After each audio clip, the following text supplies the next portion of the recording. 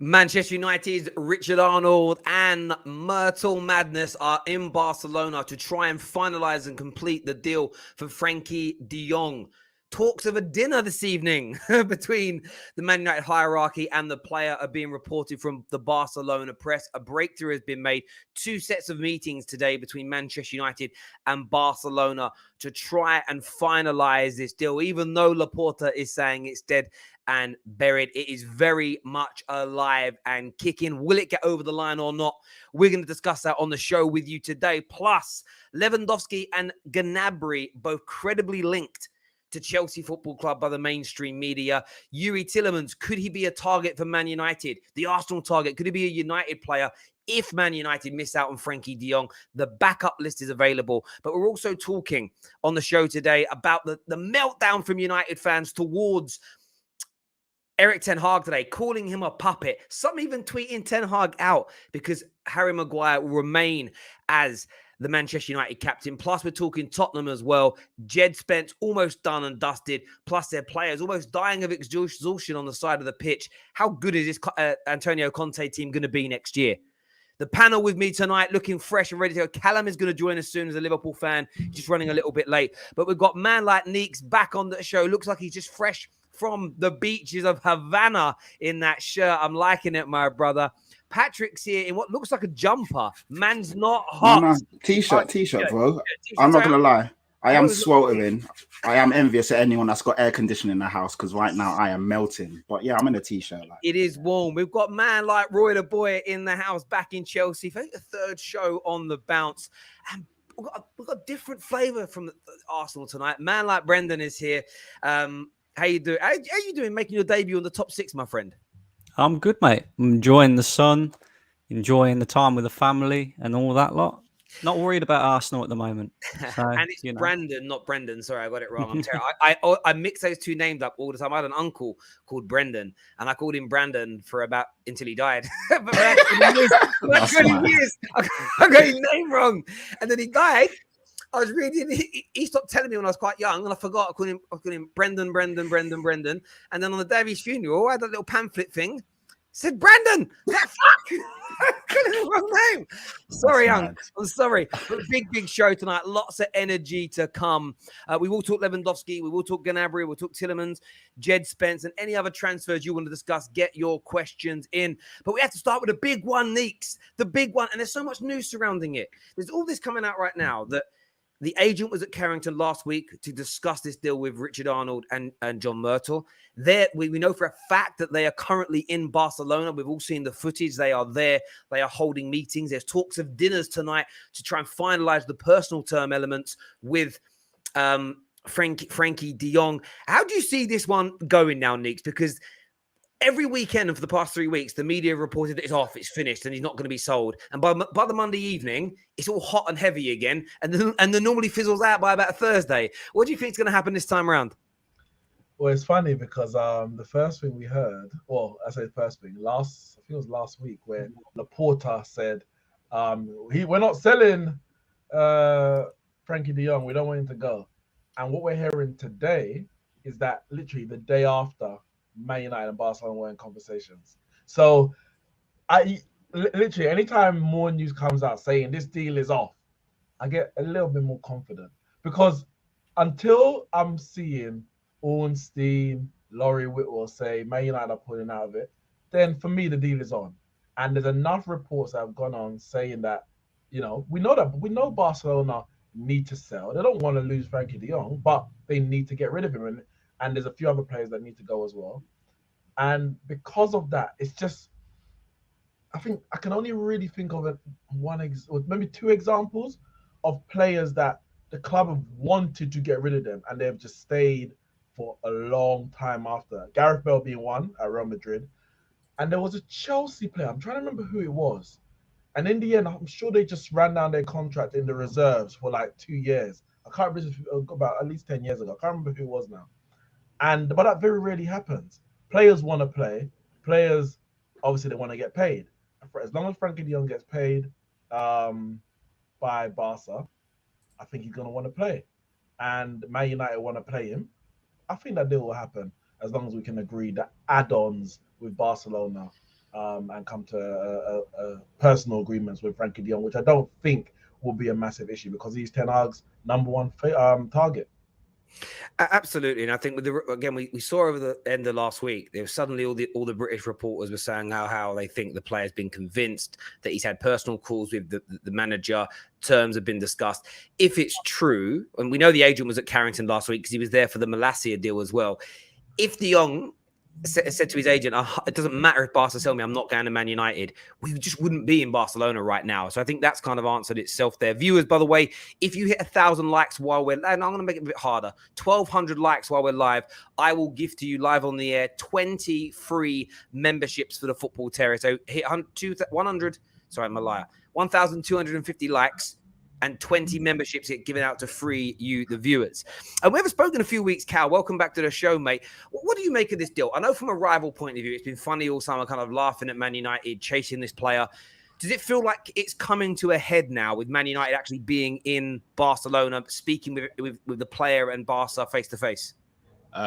Firstly, apologies for being late. I don't know what to make of it. Like, at first it was funny. Now it's just kind of like, just genuinely don't know what's actually going on. It's obviously you guys have seen the picture of I don't know his name, but your representative over in Barcelona. So again, there's no smoke without fire, but it seems as though he's hanging on for something else. So on the one hand, yes, you battle to try and get a quality player like him in. If it's the manager's first choice, you try and always get the manager's first choice if you're going to try and back him and try and get the best out of him. But at the same time, if a player's and ahhing, which it kind of seems from the outside looking in that he is doing, it makes you wonder, do you go for that player despite how good they are? Because if their intentions aren't in the right place, no matter how good they are they going to be productive enough and good enough for your team to go at that next step? So I think it's a balancing act. But if it was me personally, I wouldn't be surprised if you guys walked away from it at this point. You see me, I in theory, 100% agree.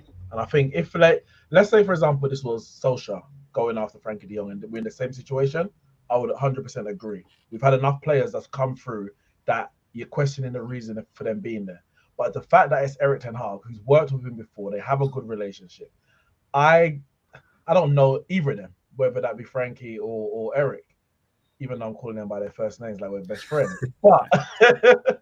But would he be as disrespectful to someone who he has a good relationship with in Erik ten Hag to join Manchester United and underperform? Now, it may not be a conscious decision to underperform, but the fact that they have that relationship, I would like to think that relationship that he is built, which is, I guess, stronger than even what he's had at Barcelona, because they ain't been a very, very good time at Barcelona, would be more than enough to get the best performances out of him at Man United. I hear that. For me, I don't know if you guys obviously know much about the deal like we tried to get with Götze. Mane was the alternative, obviously, and that worked out well for us. But at the time, obviously, Klopp and Götze, they had a fantastic relationship. But Götze didn't want to come to Liverpool at the time because we were in a rebuilding phase. Were we in Europe? No, we weren't even in Europe. We weren't in Europe at all. And we had just come off the back of losing 2 cup finals. And Klopp and Götze are like that, but at the same time, Götze looked at the situation and said, that's not the place I want to be right now.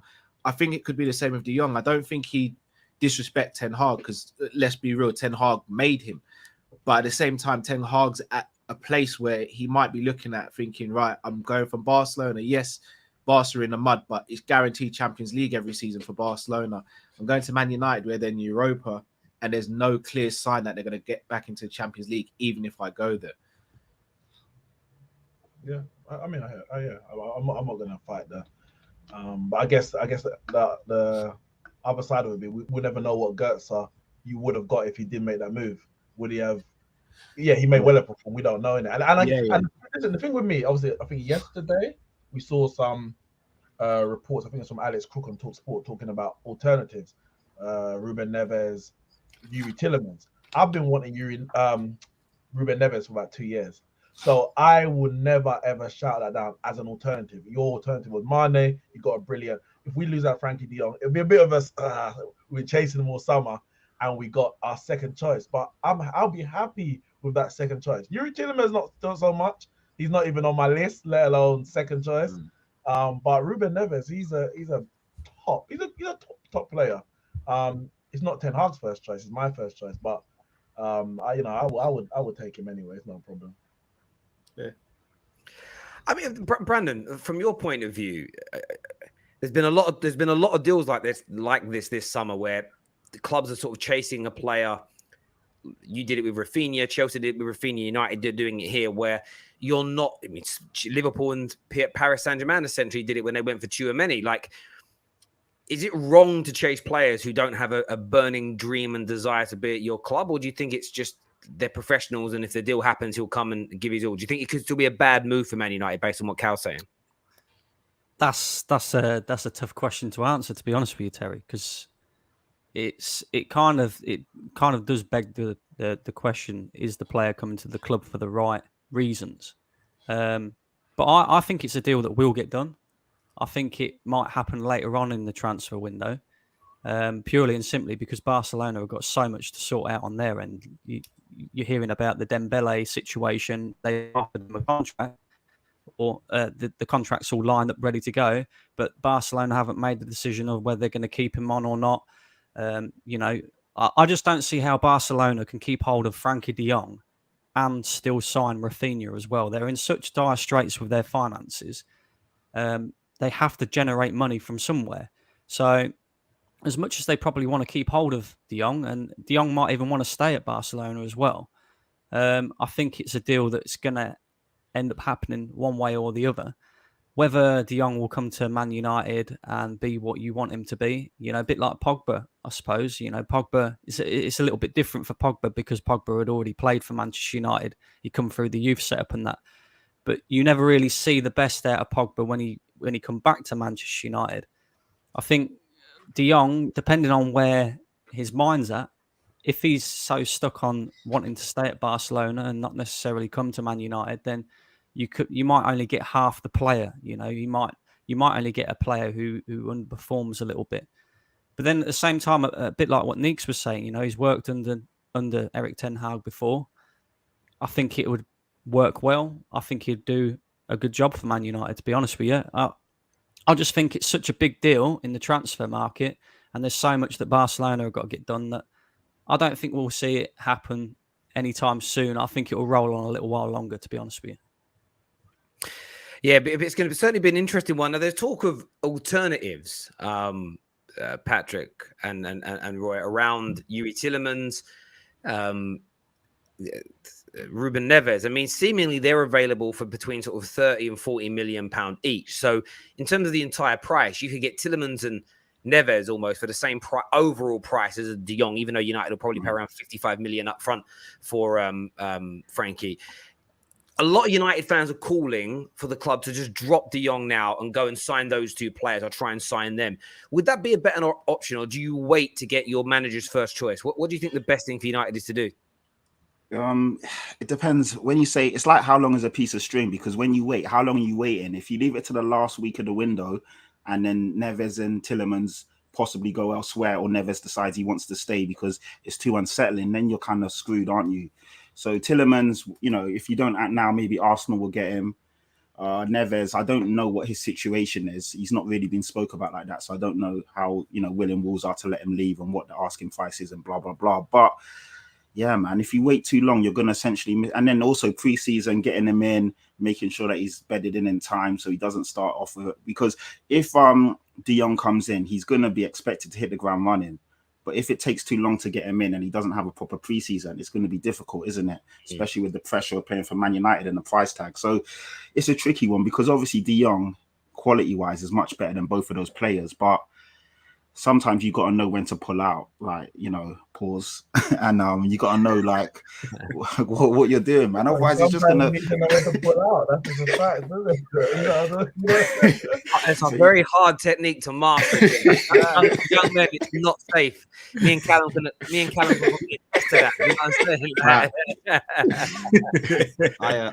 I echo most of what Patrick was saying, but I think another thing that hadn't been mentioned is that the longer you wait, the higher the price of the players that you're going to go after instead are going to be. Because if you wait till the last week of the window, Wolves might say to you, okay, you've waited so long, we might not be able to find a replacement. So instead of him being 35 million, they might say, okay, you know what, we want 55, 60. or Leicester, who are notoriously like very, very tough to deal with when it comes to buying their players. Even though Tielemans, I think Tielemans has got a year left, so probably a little less likely with him. But they might say, okay, you know what, we want 50 for him, or else he's not going anywhere.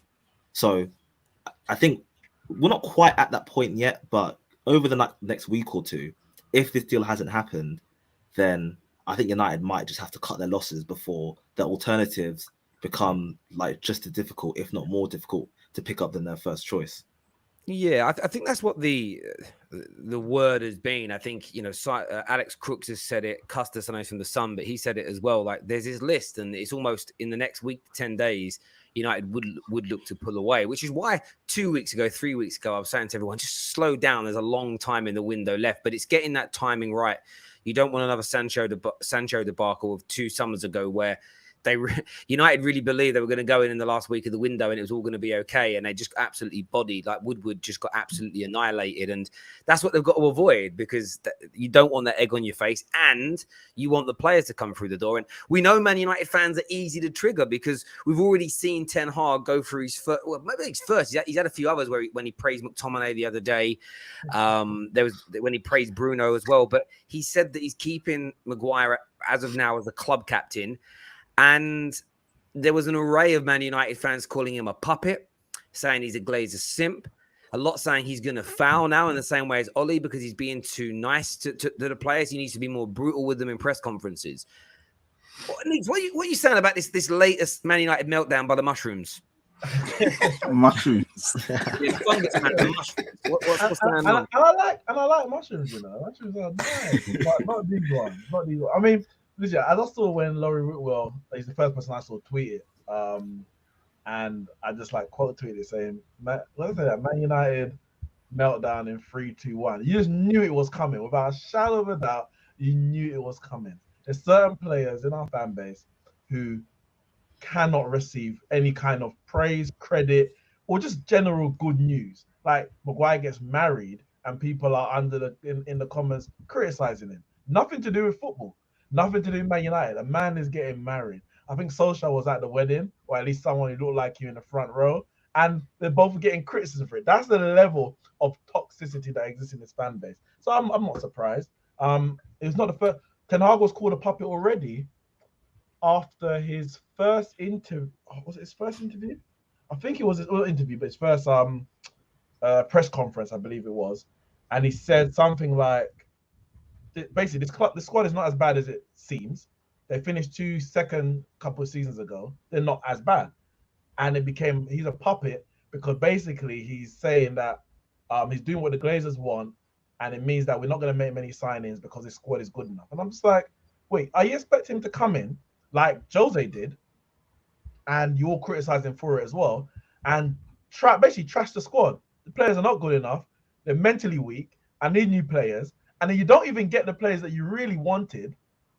And now you're left with the players that you cussed out. And now you're thinking, what do I do now? So Ten Hag, let's say, given the players that maybe he doesn't even necessarily rate, some of them he doesn't know to rate or not rate. But because he's not throwing them all under the bus, people were already calling him a puppet. I would be not concerned, but I would question more if he already changed captains or decided on a captain. If he said Bruno's my captain, I'll be like, based on what? You don't know him. Ronaldo's my captain. Well, we're hearing reports that he wants to leave. Is that the right decision? And you don't know him. And that goes for everyone other than probably Van der Beek. Now, if he was to bring in Frenkie de Jong and say, all right, you're my captain, well, some people criticize and say Maguire shouldn't have been captain because he had just joined the club. Bruno shouldn't even have got it at that point when Maguire got it because he just joined the club. So you still get those murmurings, but that would make more sense because you understand the character of that player. You understand the character of Van der Beek, and then maybe anyone else that. But what judgment can he make? Proper judgment on the players after 2 weeks of, or less than that for some of them, of preseason training. So keeping the consistency of just, this is what it is. This is what it is for now. And making a decision later down the line. When Solskjaer came in, Ashley Young stayed captain until he left in January, and he gave it to who he felt was best for the job based on his judgment. I want Ten Hag to make that judgment based on him getting to know the players, not because the fan base don't want Maguire as captain. That would be illogical. And partly, actually, not to take it off Manchester United, but you look at what's happened at Chelsea. And I'm not even criticizing what's going on, but when you make so much change in a period where you're already trying to make a lot of change in the transfer market, you can see it's not going to be easy. They've got rid of some people who are already a part of the transfer strategy, and now it's a new strategy in the moment. To change the captain right now when you don't have anything to go on, it just creates more unrest, more unease than is necessary with all the news that's circulating Man United. So that's the way I look at it, and I think people going well overboard on this Ten Hag out and puppet nonsense, because I don't think the Glazers really care who the captain is. Have you not even had a pre-season game yet? Nope, that's tomorrow. That's it. So how can Liverpool tomorrow? Oh wow, okay. That's they're really playing a good Liverpool, one. aren't they? Yeah, but until the ball is kicked, like Neeks is saying, he hasn't even actually seen these guys in an actual game. And even preseason games, let's be honest, they're not the most intense. They're not that intensive. But at least there's you'll get to see some sort of football. So it's way too early to name a captain. So naturally, he's going to have to stick with what he's got. Neeks has said a good point about not wanting to basically upset the apple cart, keep the guys on side, and then let them earn the right to be captain and club captain and blah blah blah. So yeah, I agree with what Neeks was saying there. Really, I think alongside that, like, whilst all these United fans might hate Maguire and they don't want him to be captain or they don't want him into the team or whatever, at the end of the day, Ten Hag's a manager, and Maguire hasn't given him a reason to strip him of the captaincy. So until that happens, I don't really think anyone can question Ten Hag's decision, because Ten Hag's going off what he's seen, and if what he's seen so far shows that Maguire's a worthy captain, then keep him as a captain. Unless Maguire does something stupid or like anything else, which gives Ten Hag a reason to change it, I don't see any reason why he should, personally. Not only that as well, if he comes in straight away, strips Maguire of his captaincy, what does that do to Maguire's confidence? Straight away, you've got a player there who cost the football club, £80 million, and you're already denting his confidence before you've even seen the guy play. Okay, he had an awful season last season, and the captaincy probably weighed a bit too heavy on him with, Ronaldo and that around. But until the manager, let the manager do his job. Let the manager find out the characteristics of these players and let him deal with the bad apples that are in the cart. And he will learn from all of this. And if Maguire turns out not to be, I'm sure he'll name a new captain, no doubt. Well, you put on a really important element of it there. As you say, there are some of these mushrooms honestly felt that every single bad player at the club was going to go this summer. And this is what I've seen a lot of these fans on socials do, is they set expectations that are never going to be met. We've got to get rid of all the players that I think are dead with this year. Otherwise, this manager's a puppet. Well, that was never going to happen, especially with the amount of people leaving on a free. You're never going to have 15 leave and 15 come in one summer. Impossibility. So what does the manager need to do in the short term? Get the best out of these players. I'm pretty sure, Cal,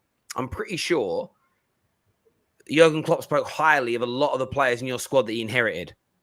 I'm pretty sure it probably still does. I mean, it was only a few weeks ago. I heard him in an interview praising Minamino and how brilliant and amazing and Mr. FA Cup and Mr. Carl. He sold him. Like, at the end of the day, him praising Maguire in the short term. The only time these fans are right is if Maguire is still stinking the place out in 3 months and 6 months in a year's time and he's not dropping him. If Bruno is playing awfully and he isn't dropping him, then you can look at it and go, well, he's following the same pattern. Because that's, in the end, where Ole Gunnar Solskjaer went wrong. He didn't have the strength or know-how to or ability to drop the right players at the right time. But I keep seeing people say, he's got to throw the players under the bus, like Jose did. But Jose and Ole went about their lives at Man United differently, and so did Ralph Rangnick. Some called out players, some didn't. Inevitably, they all fouled. I saw people even defending Ten Hag to an extent, but still getting it wrong today, saying, he's going to live and die by this decision. No, he's going to live and die by the performances on the football pitch, not what he says in press conferences. What he says in press conferences is almost immaterial. Ole Gunnar Solskjaer did not change in terms of his personality at all at Man United, but in his first 3 months he was here, no one said anything about his dry jokes. No one said anything about a lack of charisma. Nobody said anything about praising players or Rashi and Poggi and Lukaku, who I don't even know what names for him were. No one cared about that in that first 3 months because we were winning football matches. If Ten Hag's playing good football and we're winning and progressing, none of this matters, which is why these mushrooms that are going for him today, they're just an embarrassment. And I do mean this. Like, if I start seeing these guys celebrating and being happy in a few months, I've got the screenshots done. Literally, I took 72 screenshots today. That stuff is saved and archived. I'm coming for you because you're not going to bandwagon my football club. Do it to Arsenal. Do it to Chelsea, Liverpool. I don't care. I'm not a fan of that club. Honestly, it just gets on my nerves the way they've turned so easily. There's so many negative, especially like some of these big content creators. Every tweet is negative. There's problems. There's issues. And the news that they're sharing is the opposite to negative. But what they're saying is, it honestly, it's an embarrassment to me. Sully here says, fans are scared from the last 9 years. I totally get the frustration. It's unfair to criticize on us. But there's no need. There's being scared and worried. But that doesn't mean you have to call. I'm not happy with Ten Hag's decision to keep him as captain, personally. But that doesn't make him a puppet. That doesn't mean he's going to foul now. Like, that for me is an overreaction. And again, it isn't being, you don't have to be happy with everything he does, but it's the way you react to it, which is the problem. You know, it's like Dom Hassan calling Jurgen Klopp a problem today. It's weird. What a weird thing to say about Klopp being a problem, but I'm just saying they're my friend. But thank you for the super chat, my guy. Another one here says certain Man United players are too powerful in the club, and the board needs to be ruthless and send some of them out. Send a statement out that no player's position is guaranteed in the club. That's it. Get rid of that bum Ronaldo. But does captain? The reason why I think a lot of the fans melted down is because does captain mean he's guaranteed to start for United? Does it? I was going to say that. Club captain doesn't mean that. Ryan Giggs was your club captain. That's it. He didn't start all the time. As people was our club captain, he barely started. Yeah. Apart from a 36-year-old Ronaldo, have you got another player that you could say is captain material at Manchester United? The thing is with these mushrooms, it's not even about Maguire being the captain. It's about someone they like being the captain. So if they were to announce it as Bruno, they would moan about that. They'd move on from being angry at him. It's all these mushrooms want is to be. They want the managers to do what they want. It's not even. That's all it ever comes down to. You know, if he starts picking Martial, playing Donny regularly, they're going to love him. Martial's being kept on the bench and Rashford's getting more game time, they're going to turn on him. It's what they do to every single manager. It really the only time they can't turn on him is if we're really good at football because there's no real mileage in it. Does that make sense? But it might take time to catch up. There's some breaking news here that's being shared by a lot of the commenters. Harrison here says Frenkie de Jong is owed the money in wages deferred during the pandemic and wants to receive it before discussing terms with Man United. He is interested in talking to United. Ooh, there we go. Well, that's from. I mean, that's Hurst. You know, I mean, he's pretty damn reliable. But we'll see what happens with that one. Keep the news coming in if things break. It's good when you write it in the comments. We can put it straight up onto the screen. But yes, anyone who's just tuned in, if we hit 1,250 likes, we're going to gift out 20 free memberships to you. So we should be well past that by now. 2,500 people watching, which is amazing. The reports coming out of Barcelona right now. One, Man United are there. Richard Arnold and John Myrtle are there to try to finalize this deal between Barcelona, Man United, and Frenkie de Jong. There's even talk of dinner tonight that's going to include Frenkie de Jong. I don't know how true that is. It's from Gerard Romero, but that deal was heated up again this afternoon. We'll keep you abreast while we are live.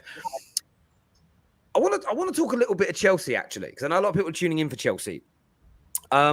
They obviously missed out on Rafinha, but they signed, for me, a better player in Raheem Sterling. Phenomenal player. One of the honestly, barring Eden Hazard, I can't think of a better attacker they've had at the club in the last 20 years than Raheem Sterling. Quite literally. Terry, I see you ignored my challenge on Twitter. You didn't want to face the music when I replied to your Sterling. Oh, I get a lot of replies. I probably missed it. No, you should have notifications on all my tweets. Thank you. No, Sterling is better than Rafinha, not to interrupt your intro into the Chelsea part, but they need two wingers. So I don't think one should depend on the other. They need another winger, regardless of whether Sterling is better, worse, or as good as Rafinha. But please continue. Yeah, no, I get that. My point was more the way I saw some Chelsea fans melting down, like, oh my God, we missed out on Rafinha. We've only gone and got Sterling. Sterling's better. Like you spun it like you always do with Manchester United. I spun it. I'm sorry. Check it out, bro. Yeah, I'm good at that. Like silver tongue. But yeah, look, I think Raheem's it's great business. But there's two names that have come up. Simon Phillips has spoke about this, and a few journalists now are starting to murmur the word Serge Gnabry. And we're starting to see sort of talk of Lewandowski. Now, we know Lewandowski wants Barca. But if we're being honest, no one knows. I don't even think Barca know if they're going to be able to sign him for numerous reasons. They're in a financial hole. Can you see Chelsea pulling off deals like Serge Gnabry or Robert Lewandowski this summer? And if so, how dangerous would that make them under Thomas Tuchel in the Premier League? As in, I think both are really good players. As in, I'll start on Gnabry first. I think Gnabry's quality. I think he's a good goal scorer. As in, I wouldn't call him a creative player, but he can create for others. So when I think of a potential wing pair of him and Sterling, I would rather, since Sterling, the way Tuchel wants to use him is to maximize his goal scoring. I think the player on the other wing, which is probably going to be the right wing, I think he's got to be a bit more creative than Gnabry is. So, like when I look at it on paper, I see two good wingers, but will they service each other the way that I hope they do? If I look at their profiles, I don't really think so. But again, Tuchel could have something in mind where if he plays the right system, he can maximize both of them. I think if you look at Rafinha and Dembele, both of them are very good creators. Like their game is geared towards creativity. So that's why getting one of them and getting Sterling, then the right-sided player can service Sterling and hence maximize his goal-scoring output. But when I think of Gnabry, who I think is more of a scorer than a creator, then I think, like, is Sterling going to get all the service he needs? Like, will Gnabry be able to score as much? Like, I don't think that Gnabry is quite the right fit, if I'm being honest. And then Lewandowski, obviously one of the best strikers like I've personally ever seen. Like his numbers, awards, he got robbed of a Ballon d'Or because it got cancelled. Like his CV and track record speak for itself. Like he's a world-class number 9 without a shadow of a doubt. And if he joins the team, I have absolutely no qualms. My only issue is like what happens to Havertz then, because there was a lot of talk of him being our main number 9 this season. So if you sign dropped is what happened. Yeah, I mean that's what it looks like. Like if you sign Robert Lewandowski, you're not signing him to play second fiddle to a 22-year-old who's never played a full season at striker in his life. Like that would be absolutely ludicrous. So if we sign Lewandowski, he's starting. And again, if you don't sign a creator, like how much service is he going to get? And then we go back to the whole story of, oh no, Chelsea have ruined another attacker because we signed someone who didn't suit our system and came into a system where he didn't get a lot of service, hence he didn't score a lot. Because even though Lewandowski does score a lot of goals, at Bayern Munich he gets an incredible amount of service. What do you Chelsea? I need to step in. You're speaking very calmly about this. You Chelsea fans are not happy with anyone you're linked to this summer. The way you're talking about Lewandowski is if he's Lukaku. This guy has got Raheem Sterling. I'm not talking about him like he's Lukaku. Raheem Sterling, by the way, in Pep Guardiola's managerial career, Raheem Sterling is the third highest creator in Pep Guardiola's career as a manager. I saw Leah's did a video about it, and like I said, I'm not disrespecting him, but I'm just speaking about how they fit. So again, like I know Lewandowski in the right environment is probably winning the Golden Boot in our team. However, we don't currently have that environment.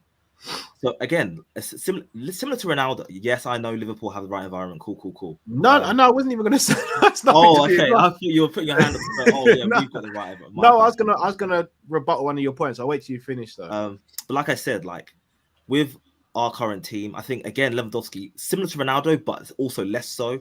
He's a player you get when you've really got the service to provide for him.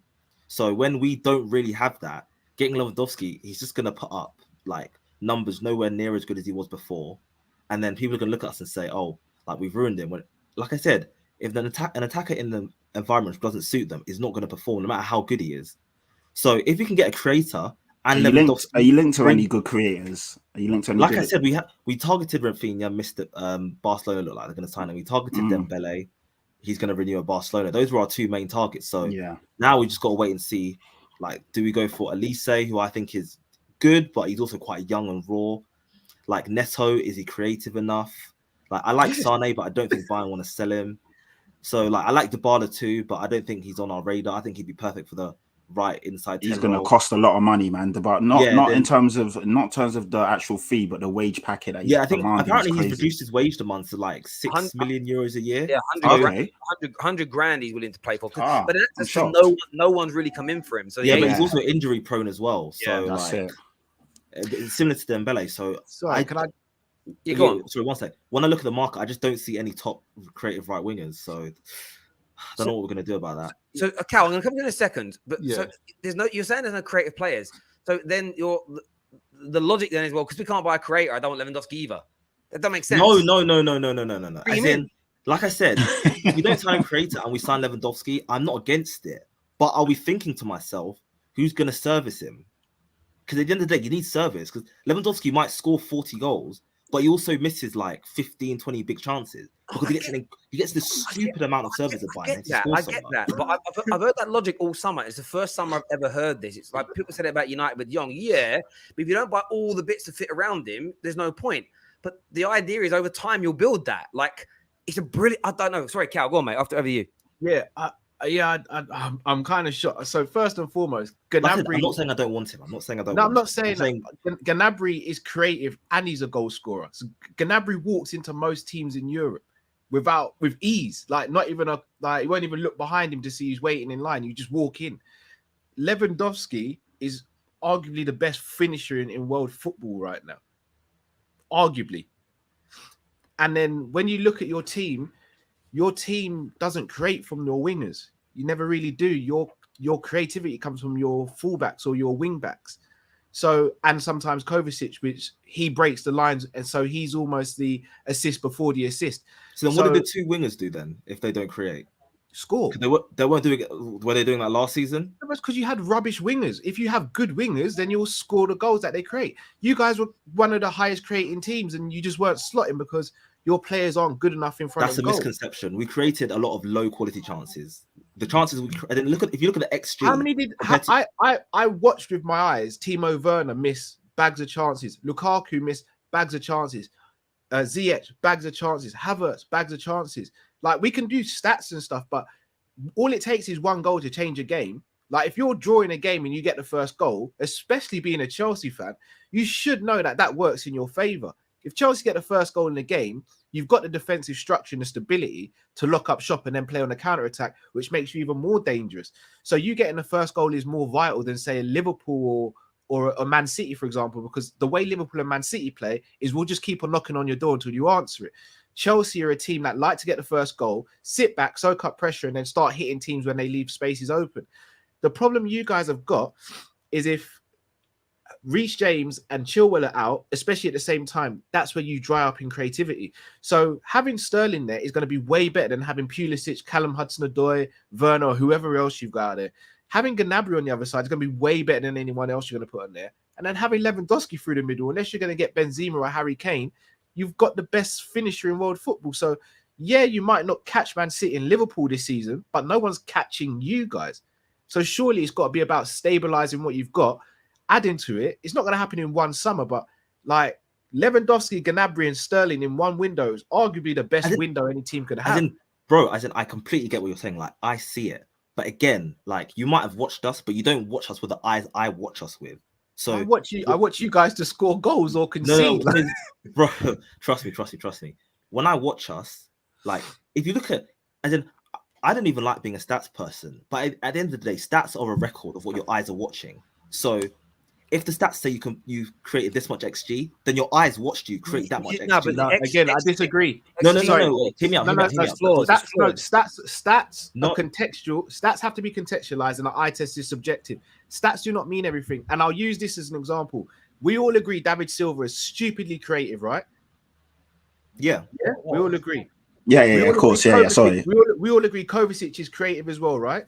Yeah, he's like a Luka Modric creative. Right. He's like a Luka Modric. But we can all agree that these guys don't get high assist numbers. Why? Because they're the ones splitting defenses open. Silva was the one who used to split the defense open so Sane could knock it across the box so Sterling could tap in. Kovacic is the one who splits open defenses so one of your attackers can get the ball and slide it across or give it to someone else.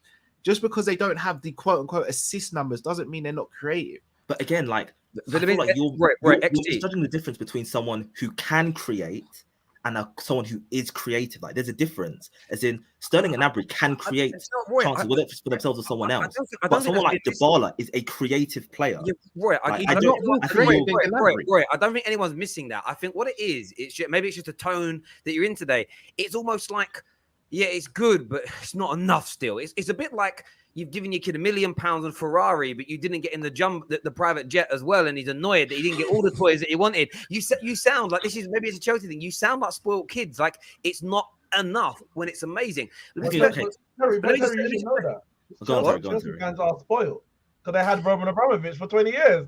Maybe. But the thing is, we signed, like, people are saying, oh, Lewandowski's an elite finisher. Yes, he is. Of course he is. But at the end of the day, we signed Lukaku last summer in an environment which didn't serve Lukaku and Lewandowski. I'm not saying they're on the same level, but at the end of the day, what you can't take away from Lukaku is that he's a good finisher. Whether you like it or not, Lukaku is good. a good finisher. You're right. You used the right word there. Good. Elite, bro. Elite. Even you know, Roy, Lukaku's conversion rate is top 3, 4, 5 in Europe. I hope you guys know that. Bruv, Who's that? Lukaku. Lukaku's conversion rate was obscene. Like that was one season, but it's not Lukaku. Even before that, Lukaku's always been a good finisher. Roy, it's not you Lukaku. guys don't see it, man. Roy, no, you're not seeing it. Lukaku's finishing was never what anyone questioned last year. It was the build-up play, the intricacies, finding the spaces, being in the right positions, being like energetic. Lewandowski is a football player, leaves Lukaku behind. And the one thing about XG, which I've always said, it's one of the biggest flawed stats in the world, because if Lewandowski and give me a bang average Premier League, Timo Pukki, if they're both taking a shot, I have to use a crap one. You know the Norwich fans are pissed right now. I'll tell you. Okay, Chris Wood. I'll use Chris Wood. Yeah, there we go. Robert Lewandowski. They're in the same position in the box, same kind of defenders around them, gets the same team, same goalkeeper, and they're about to shoot. It's a fairly acute angle. XG said that the same percentage chance of them both scoring. That's bullshit, because Lewandowski's the better finisher. XG, what it does, it's about where the ball's positioned, what angle you're shooting from, and obviously surrounding defenders, time on the ball, and everything else. What XG doesn't calculate is how good the finishers are. Harry Kane or Lewandowski, or who was another elite finisher? Lionel Messi, Cristiano Ronaldo, when they're in the same position as a Timo Pukki or a Chris Wood, the XG isn't, in reality, the XG isn't the same. And equally, if Lukaku isn't making the right runs or the right moves, maybe the creative pass is there. But if the movement isn't, or if there's a bad touch in the build-up, you don't even get to that end result. Lewandowski, if you were able to sign him, if the Barca deal falls through and you bring him in, everybody's elevated to another level, because he will rise and lift up everybody's game. He's that good. And with Sterling and with Gnabry either side of him, honestly, that was your front three last season. I hope and pray Chelsea don't get these guys, man. The way it's gonna be mad. If Chelsea get these guys, it's insane. I might sound spoiled, but as in from watching us last season, like I said, we need a creator. Since Eden Hazard left, we haven't had a good creator in our team. So I think you guys are welcome to disagree. I hear your points. But if you get Sterling, Lewandowski, and Gnabry, you will never catch me complaining at that front three. But what I'm saying, I don't think we'll get both of them anyway. I don't think buy and sell both of them to us. I can't see that. So, if we sign Lewandowski, then I think to myself, okay, who's servicing him? Yes, we will service him. And then, firstly, Chilwell's really not that creative. Chilwell's not that creative. Sterling, I don't think is creative enough. And then Mount, I don't think is creative enough. So that's something we need a top creator in the team. Yeah, Mount gets double figures in assists. You got Kovacic, most of them are from Reece set James. pieces. Yeah, that's fine, set pieces. Crazy, bro. Yeah. I disagree as well. I disagree. I think there is. So it's 5-on-1. Fair enough. I think there is chances for Chelsea to get both players, and the reason I say that is because Lewandowski wants to leave. He wants Barcelona. He wants Barcelona, though. So what Barcelona, Rafinha? Yeah, but if Barcelona can't get him, then he's going to look for alternatives, because he doesn't want to stay at Bayern Munich. Gnabry has 1 year left on his contract. So, and he's been offered a new contract that he's not signing. So I think there is chances for Chelsea to get both players. And I think if they was to get both players, that would be a scary front three. Goals galore from them front three. And then, yeah, I kind of understand where you're coming from with the whole creative thing as well, because a lot of your creation comes back to your wing backs, but it's all about whether managers can fit these players into a system, isn't it? Literally, And like, I just think on paper, Lewandowski, elite doesn't quite fit striker. Gnabry is miles better than Ziyech for me.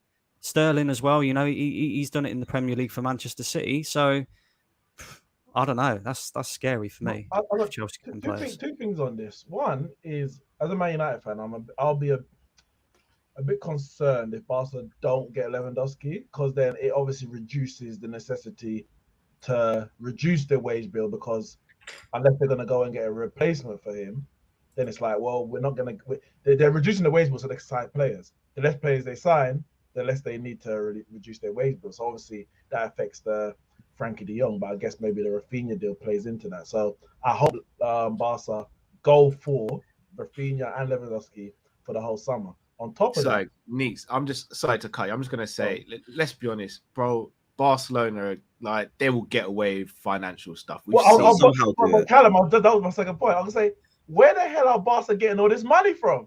I don't get it, man. I don't get it. But they'll probably strike a deal with Amazon Podcast next week, bro. Like, let's be real. It's what happens, isn't it?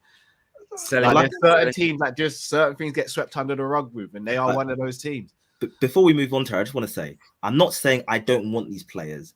I just question like how they might mesh and whether that attack is creative enough. I'm not saying I don't want them. If you sign them both tomorrow, I'll be over the moon. But I've just got a few. I'm just a bit skeptical. I get that, Roy. But you know, I think as football fans, like, that's not really a worry. It's like, again, maybe we're just different people. I look at it and like, this could be really exciting. This could be really good. How would this work from a positive point of view? Like, I suppose all transfers can flop. All our clubs have signed flops. These things could happen, but equally, look at it the other way. Most Chelsea fans last year thought with the business you'd done over the last couple of years, you were going to click and look amazing, and it went the other way. So maybe you guys thinking the opposite way. I think that's part of it as well, because we were expected to do so much last season, and it's obviously there are reasons, but we didn't in the end. So now, like, I've got to temper my expectations. If they turn into like the red arrows on the pitch, or the blue arrows, I should say, on the pitch, and they're just smashing teams left, right, and center, I'll put my hands up and say, you know what, I got it wrong. Sorry, guys. Like, I didn't see what you lot saw. But yeah, just a bit skeptical. But I do respect both highly as players. I get that. I mean, there's Arsenal have been linked to Serge Gnabry, but predominantly their fans. Brandon, your fans keep creating these links, and then you get like there's a couple of publications that will remain nameless that just they do opinion pieces, but then the fans pick them up as they're real links because the journalist has written it, and you read the article and you're like, oh, this is just someone saying why he thinks Arsenal should sign Gnabry. there's no like, I spoke to his agent and the player's interested. But Arsenal's business is interesting right now because it looks like you bid for this Grimaldo. You're going to go for him. You've got this Yuri Tielemans deal kind of sitting there with Man United now seemingly interested if they do miss out on Frenkie de Jong. What's the feeling in the Arsenal camp? William Saliba going to be getting a new deal. It all feels pretty positive on social media with the direction that you're going in and everything else. But how much more do you think you really need to do this summer? Loads more, mate. Loads more. If I'm being completely honest with you, I say I'm not worried because at the end of the day, we've still got time left in the transfer window. And I know what Arsenal are going to do anyway. Arsenal will just do what Arsenal do. You know, I can pretty much say right here, right now, that we will start the season short of the players that we need because that's what we do every year. So I ain't going to get too, onto that too much. But we need loads more, Terry. It's like fans have got themselves into this cycle of thinking that we just need strength in depth. We don't. We need to improve on the starting 11 as well. Because at the end of the day, okay, the two injuries to Kieran Tierney and Thomas Partey cost us, or possibly cost us, top four in the end. But that starting 11 still wasn't good enough to get us in the top four, playing one game a week. So there's areas of improvement in this team that need to happen. We're bringing in the likes of Fabio Vieira. Is he better than Odegaard? I don't think anybody can really say he is, because, yeah, he might look a decent player in the Portuguese league, but the Premier League's a different ball game altogether. Then you got Marquinhos, young player again, up and coming, might do all right. You don't know. And the only real player that we've actually signed who will improve our starting 11 is Gabriel Jesus. And for me, there's major concerning areas for me. Midfield being one, especially. We already know Granit Xhaka's not good enough. But not only with the Granit Xhaka situation, Thomas Partey is so injury prone. And when he inevitably gets injured, there's such a drop-off in terms of quality in the midfield when he gets injured. So I almost think we needed that player that could come in and do a job when Thomas Partey is not available, but that could also push Thomas Partey as well for his position and create that kind of competition for places. And that player for me would have been Basuma, but he's gone to Spurs now. I think also as well, left back, left back's a major concern. Kieran Tierney, he cannot stay fit. This guy cannot stay fit. I can almost guarantee everybody here, and I think we could all put money on it, to be fair, that Kieran Tierney at some point next season will spend a period of time out injured. And again, once he's out, you start to see the drop-off in quality. What's concerning for me is we haven't addressed these areas yet. We've been linked to players like Martinez, we've been linked to Tielemans, but that's all they are. At the end of the, okay, we might have been in for Martinez, but still early. We don't get him. Still early. Still very early. It's still early. And maybe I am being impatient, but it's because I've seen Arsenal over the years, like dilly-dally in the transfer market. And then you even see it last season. Last season, we didn't get the majority of our players over the line until 3 games into the season. And that's why we lost our first 3 games, because we didn't have the likes of Ramsdale. We didn't have, all these players that eventually came in. And it's like, well, what they've told us since January that we have a plan. There's a reason why we didn't get the striker that we did in January. It doesn't matter. We've got a plan for the summer. So execute that plan then. A deal for Tielemans for me is a deal that would improve our midfield. He's better than Granit Xhaka. And it's an easy deal to get done as well. So why is the deal not already done? And we're just kind of doing what we normally do, dilly-dallying in the transfer market. And who knows, Manchester United might steal a march on us again. And that's what annoys me more than anything about Arsenal. I wish I knew more Arsenal fans like you. I swear. I really do. Well, the reason I asked that question is like Arsenal fans, I even saw someone tweet yesterday saying, we'll leave it late in the window so that no one else picks up on our targets and tries to steal them. And I'm like, it ain't that deep, bruv. Like, it's not like... you're not being incognito. Like, that's not how some deals. The media don't know about all the deals, but the football world will. I guarantee there's other football clubs that knew about Fabio Vieira before the media did, but they're not. Do you get what I mean? Like, they would have heard these things, but I don't. If you see the fan reaction to our pre-season game against that second division German team the other day, you'd think we don't need any transfers. You think we're going to go on and win the quadruple this season. It's like. I don't know how the rest of you feel about it as well, but I'm going to say how I feel about the Gabriel Jesus one. To me, he's a good player. Of course, he improves our starting 11, but he's not the answer. And the reason I say that is because his stats. When you look at his stats, and I'm not talking about like XG and all that crap. I'm talking about the stats that actually matter. So, goals scored, games played. Assists created. I know assists can sometimes be warped, but they're the main stats there. If you look at his stats and compare it to Lacazette, they are pretty much identical. And I know Lacazette played more minutes for Arsenal, but Jesus also played in a higher quality side that create more chances at Manchester City. Well, so, you might have to turn your notifications off after this. Yeah, maybe. They're not gonna like you. They're not gonna like what you're saying. Looking at this guy, I'm worried even being on the show while you're saying that. I'm looking at this guy, and I've got to be honest, right? Yeah, he scores 15. Wait, he scored 15 goals. I think that's the highest he scored. That's the most for Man City. It's no different to Lacazette. They're all getting gassed because he scored 90 seconds into his debut. If you remember rightly, Lacazette scored 90 seconds into his debut against Leicester. So there's a few, I just want to say very quickly as well, it wasn't a dig at Arsenal the other day. I'm sick and tired of hearing the actual football clubs call pre-season games for new players' debuts. We're educating the youngsters. Do you know what, we all know what it is? All our clubs have done this to us, and they're all in cahoots with each other. They've made pre-season a little bit fun and sexy and exciting. And it's like, this tournament and this big game. their practice, like it doesn't really. I remember when we battered Liverpool in 2014, Louis van Gaal. We were like, what a season we could have. We destroyed you. We ripped you, bruv. It was 3-0. It was 3-1, Terry. And you didn't wreck us on the night. Mate, honestly, and we beat Real Madrid. They were European champions, and then we got beat by Swansea. It means very little. Cal, you were going to say something a minute ago. I want to go back to it. When you said, I wish I knew more Arsenal fans like you. What do you mean by that? But I wish I could show you my WhatsApp groups with Arsenal fans.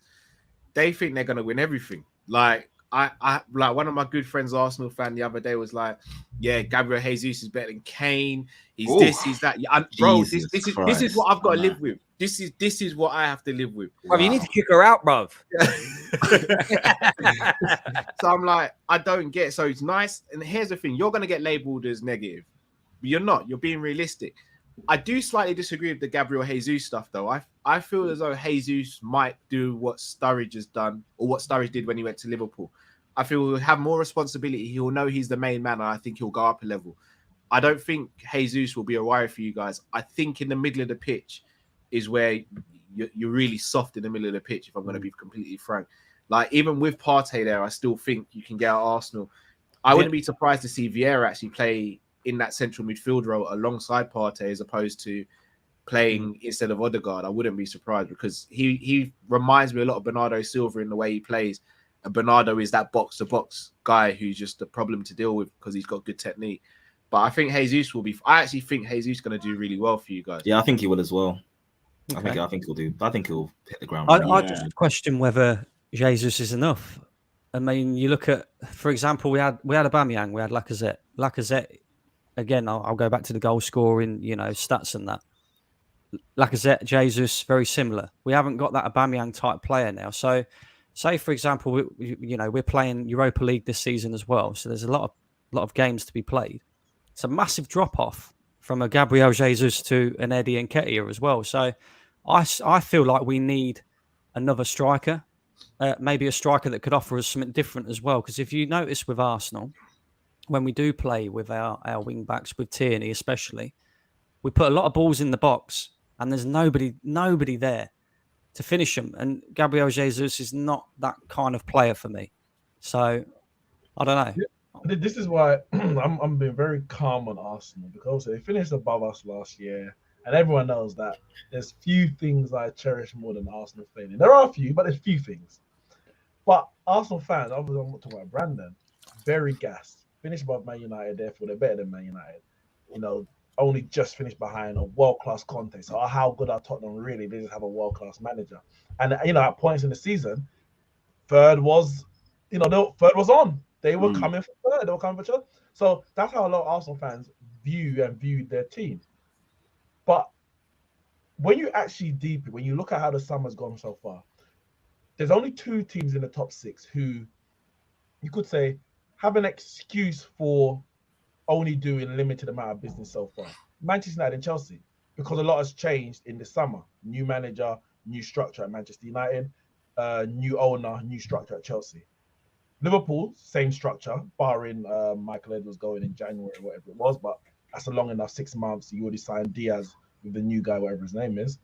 Man City, same structure they've had for how many years? And Conte's had at least half the season. Peritici's been there from the summer, and they've made signings. But you're seeing how those clubs are acting because of that stability. Liverpool have bought who they have. Man City have bought who they have. Spurs have done a madness in the transfer market. Arsenal really should be looking at what Spurs have done, considering the stability that they have at their club, and that's where their benchmark should be. Not, we've done as much as Man United or Chelsea have done less than us. No, look at what Spurs have done. You've had your manager for 3 years. The structure has been in place for at least 2. Your business should be, and I know there's still time to go, but there's less than a month before the season starts.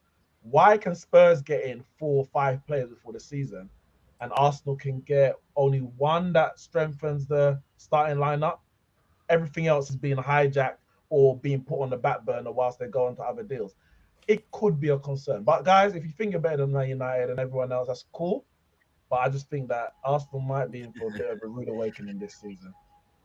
for the fans at least anyway. It's interesting you say that, because I think the business they've done so far has been very good. I think the players they're linked to are very good, and I praise their approach. And I don't. There's none of that I kind of turn away from.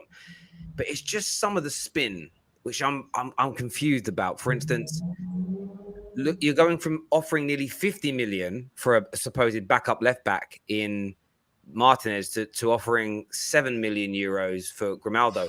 Why would you just not go for Grimaldo at 7 million? If it's a backup and they're not part of your first team proper plans, why would you drop nearly 50? No one spends 40, 50, 60, 70 mil on backup players. It was like when Tottenham fans were saying, oh, Richarlison's backup. Not at 60 million pounds he isn't. He is going to be playing very, very regularly. No one knows the system yet, but you don't drop 60 million to back up to fill your bench. That's someone that is coming in to be a first team player, whether it's from game week 1, game week 5 or beyond.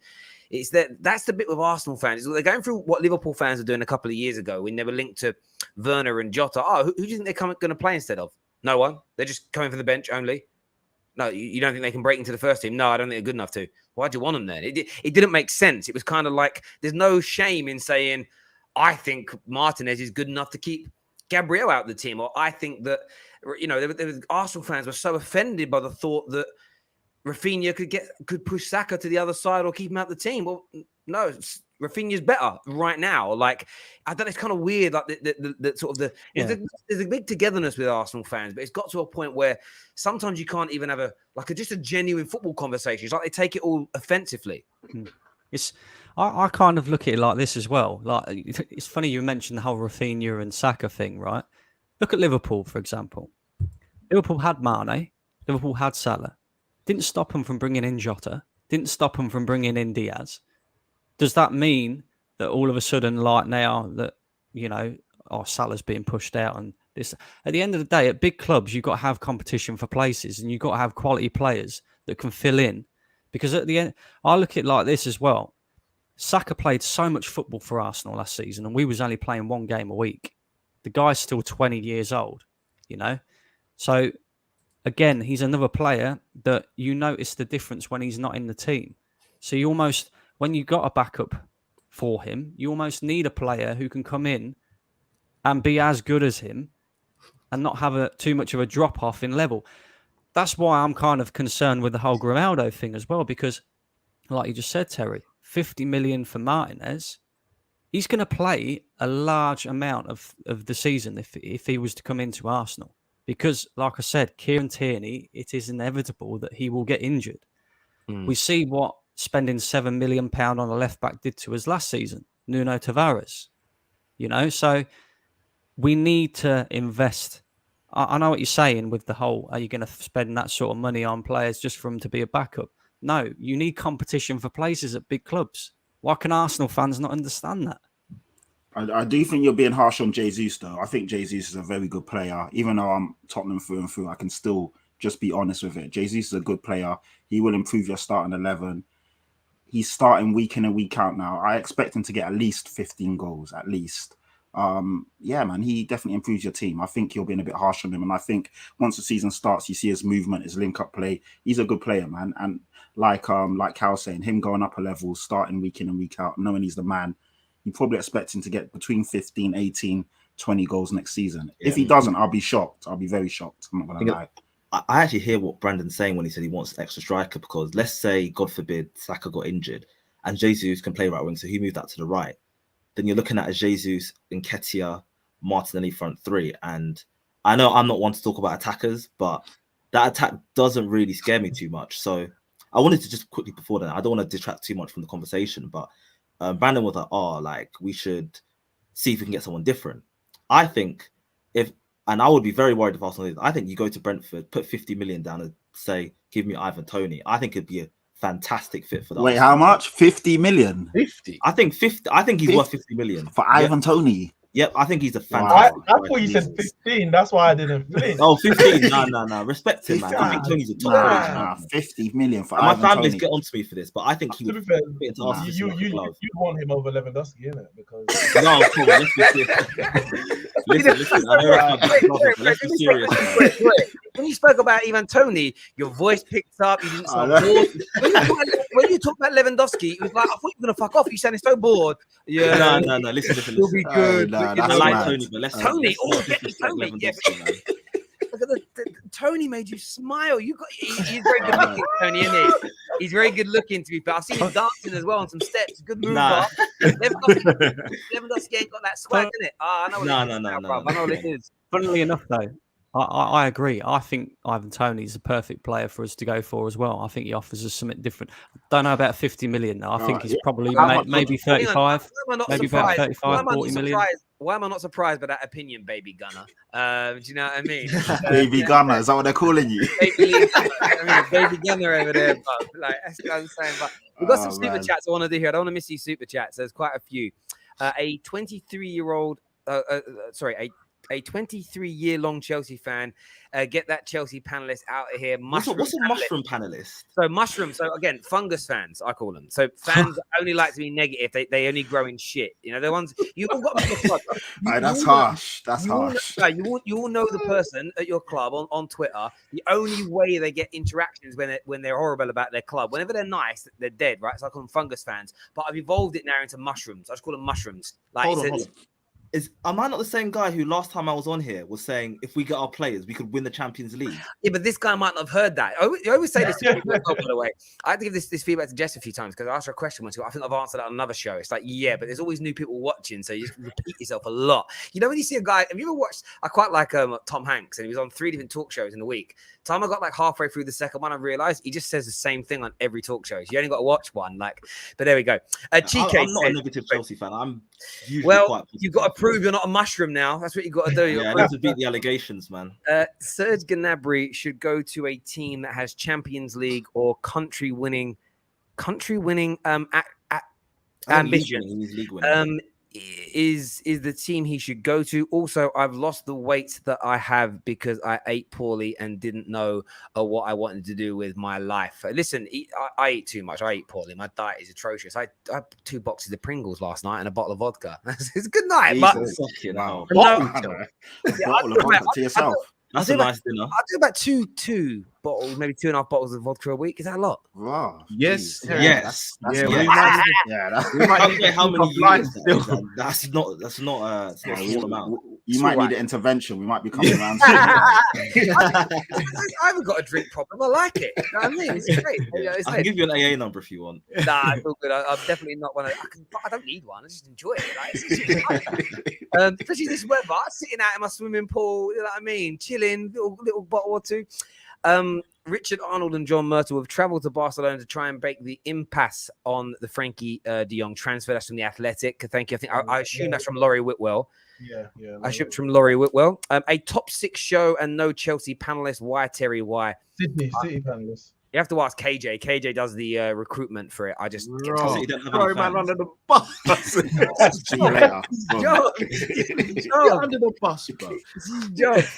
It's what I pay people for to take the flack from me, isn't it? The thing is though, if we had one of each every time, there'll be no Man United fan because Terry's the Man United fan.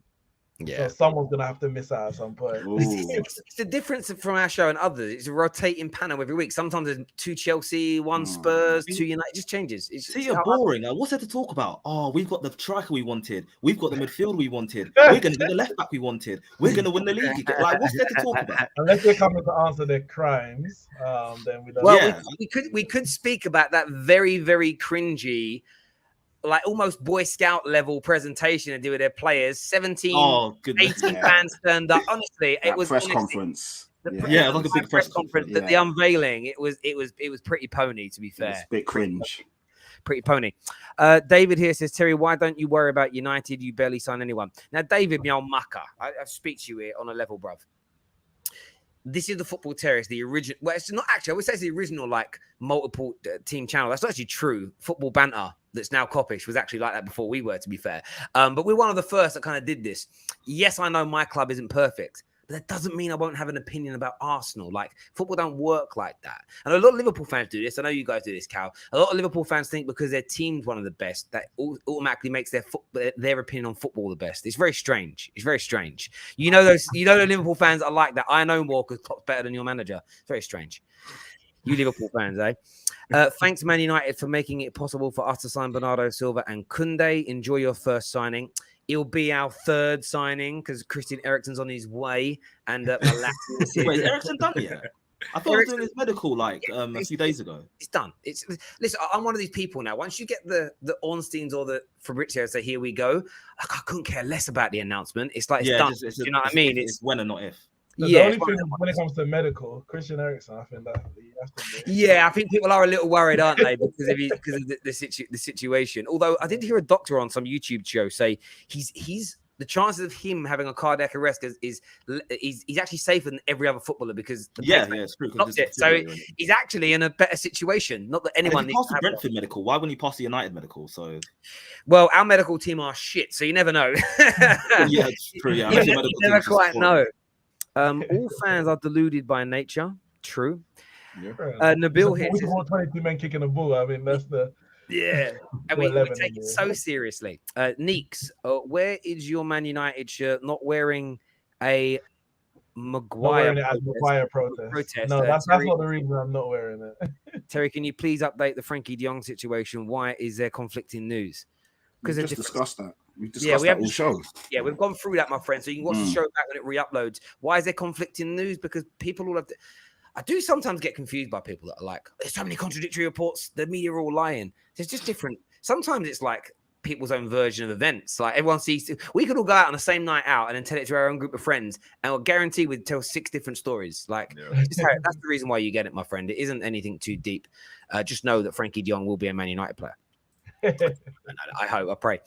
Speaking of Man City, did you see how Pep was scared of that bike? Did you see that thing on the bike? Yes. I'm not gonna lie. To be fair, if I was shouting my name, I'm sorry. Yeah, I don't blame him. Like, I'm not a fan of stuff like that. I can't lie. At that time of night, to hear like a random guy calling your name, anytime if it's 9 o'clock in the morning, you're screaming my name down the street, we're gonna have a problem.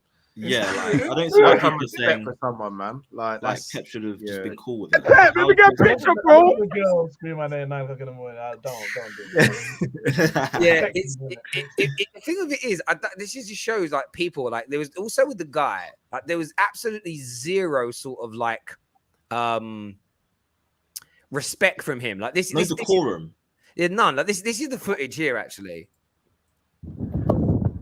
Hey Pep, let me get a picture, bro.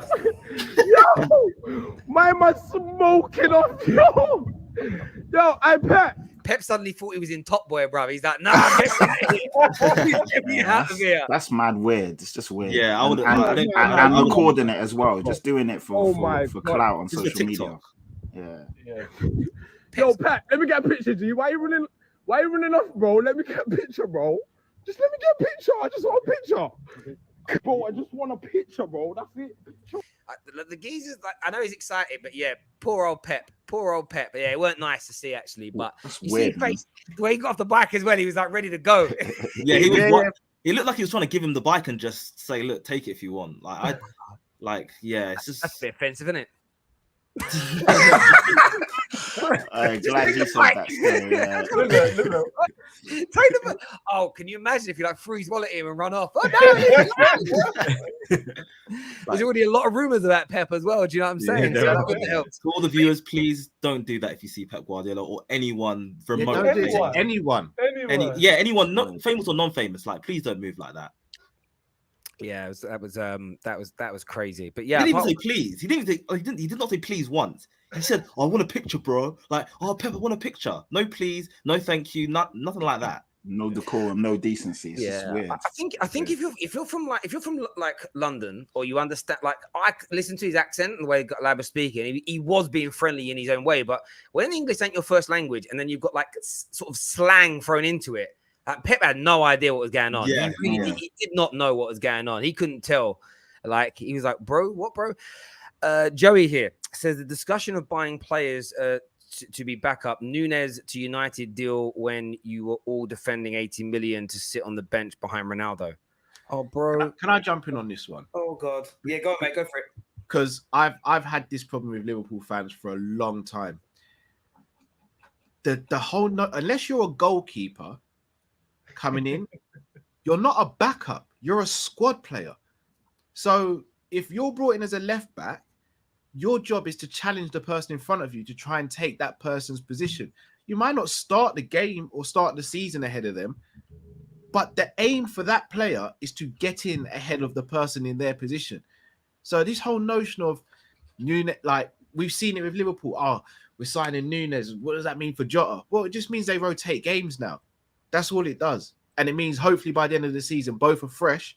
So Klopp has a problem choosing who to play in finals or title deciding games. Like it's a very simple notion. I don't get the whole hoo-ha about it. You buy players to build up a better squad. You have a better squad. It gives you more chance of winning more honours. It's basic. I think alongside the better squad thing, like having competition motivates you to be better to make sure that you're still starting. So having competition brings out, well, with players with the right mentality, it brings out the best in you. Because like, if I'm not on my A game, this guy's going to take my place. So I need to train hard. I need to play hard. That's why City win all the time. That's why they win the league. Yeah, I again, I only dig around, like, but you guys say you don't sign backups. You were happy. That conversation, I don't remember it word for word, but was very much, even if Darwin isn't used a starter in every game, it's one more year and Ronaldo would be leaving, and then he'd be the main guy.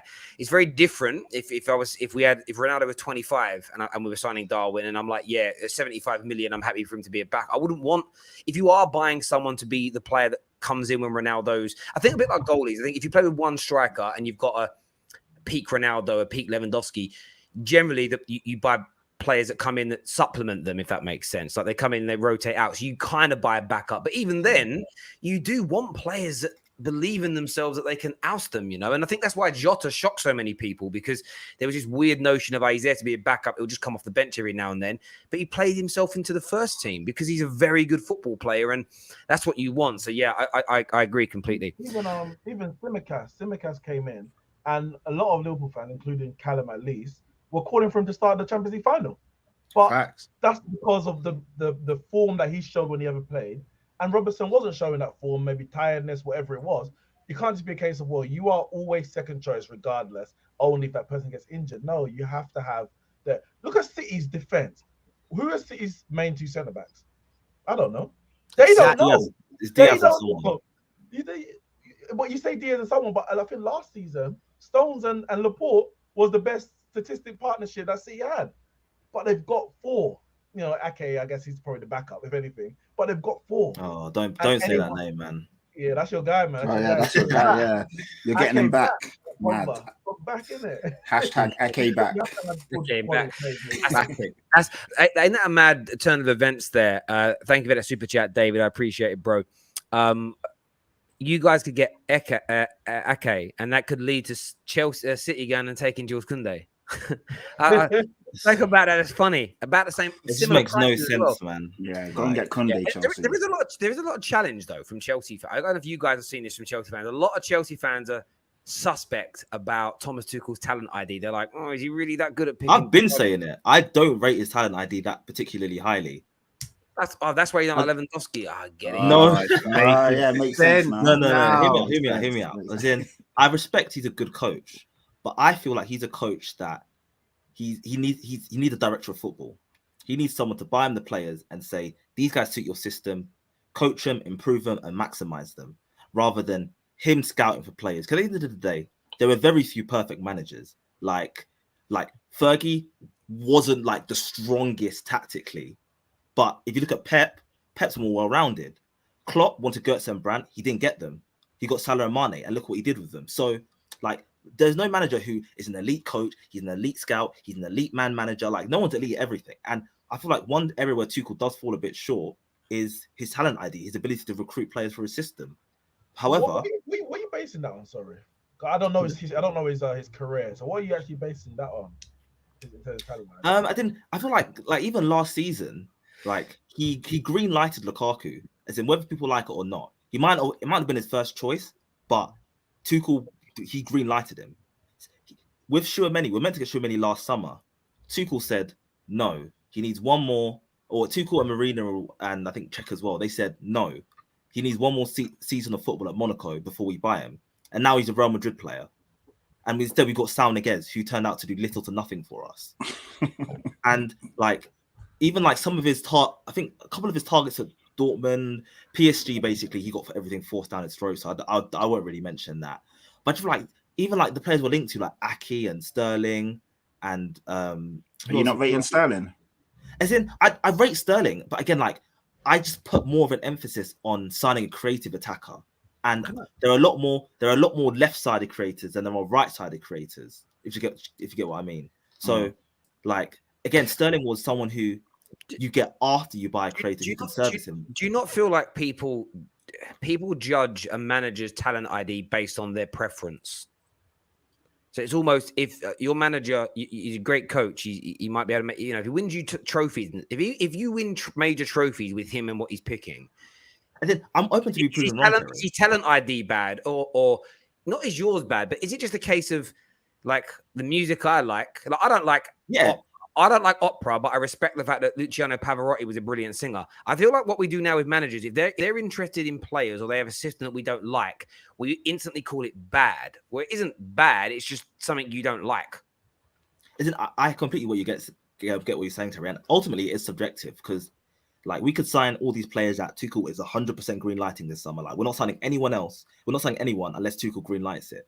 So let's say we sign 5-6 players and 4 of them like flop and they stink up the gaff, then my initial doubts about his talent ID will be correct. However, if Aki turns into Rudiger but with 10 times more consistency and ability or whatever, and Sterling becomes better than Eden Hazard ever was for us, then I'll look at Tuchel and say, you know what, you were right, I was wrong. You saw something in these players, they're performing for you. So I'll put my hands up and say, you know what, you saw something I didn't, and maybe it's my talent ID that isn't as good as I think. But like, again, we can only look on paper because we haven't seen these players perform yet. Do you think you're a better scout than Thomas Tuchel? Is that what you're saying, Roy? I think if you gave us both a budget and told us to build a squad, I think mine would perform better. If Tuchel coached both of them. Jeez, that's a big statement, boy. And that might sound wild, but it does sound wild. I don't think it's like, it's definitely a big job getting our recruitment in the summer, but I don't think it's that unfeasible. Get your badges ASAP, son. Get your badges for a lot longer. And listen, if he says put your scouting and coaching badges on the table, I've got nothing to say. Yeah, that's what I'm saying. That's why you need to get them. Go and get them, man. I think. I said, I'm talking because this is purely from experience of playing FIFA and Football Manager. However, if you told me to pick the player, if you told me to pick the stop. Just stop. If you told me to pick the players and they all get signed, I think my squad will be better too. Can I just say one thing though? You were speaking about the talent you brought in.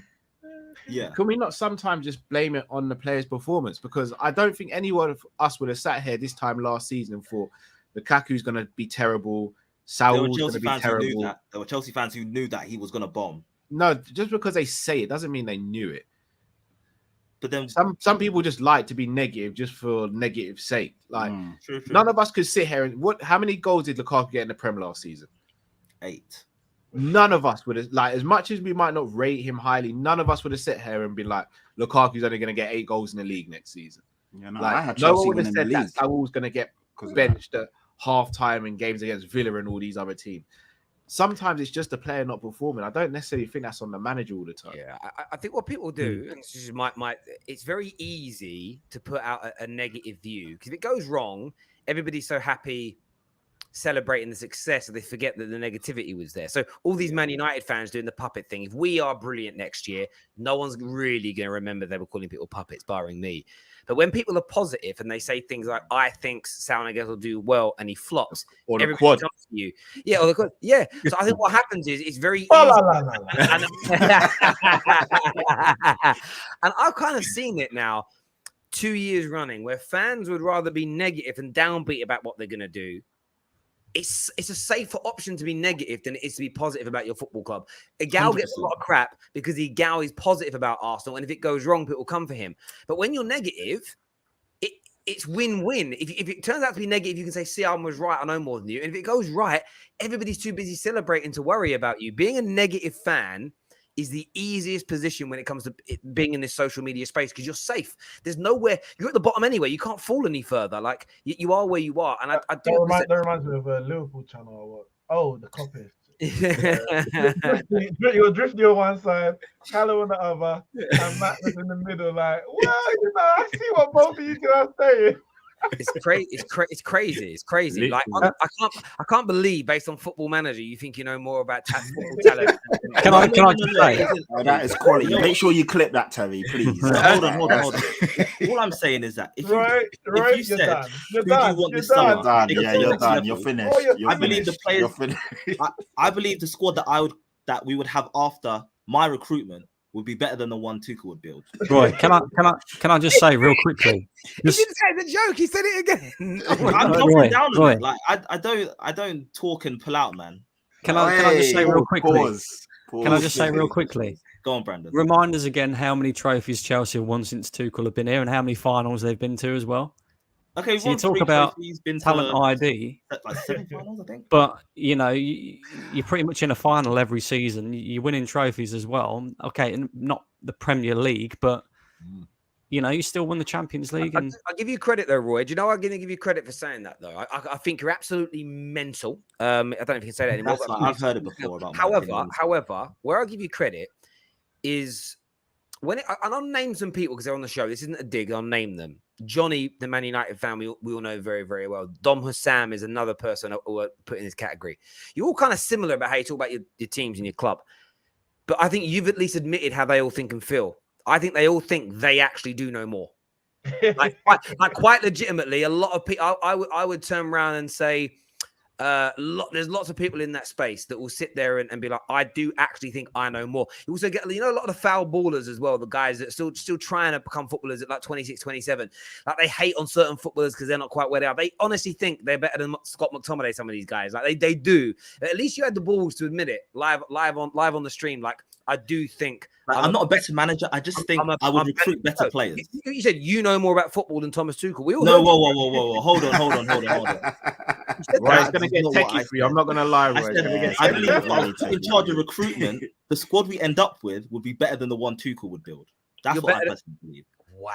Some of the decisions are questionable. Have you gone to Chelsea yet with your plan and how you're going to do it? Why don't you go get a job at Chelsea?